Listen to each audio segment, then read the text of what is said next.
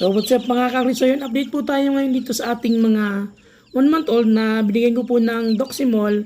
Ayun po, sabi ko sa unang upload ko na sila po ay binigyan ko na ng Premoxil at ng Super QR, pero hindi pa rin talaga natanggal yung tumbler nila. Ang ginawa ko po, nagbigay na ako ng Doximol. So ngayon, ito na po yung update sa kanila. At ayun, lahat na po sila ay maliliksi. So wala na pong matamlay. So ayun po, dapat ganun ang gawin natin kapag nagbigay na po tayo ng Premoxil at ng Super QR pero hindi pa rin talaga natanggal yung tumbler nila. So magbigay po tayo ng Doximol. So ito po ay produkto ng Firmebet na angat lang tapat. At ito rin po ay sister company ng Battlecat.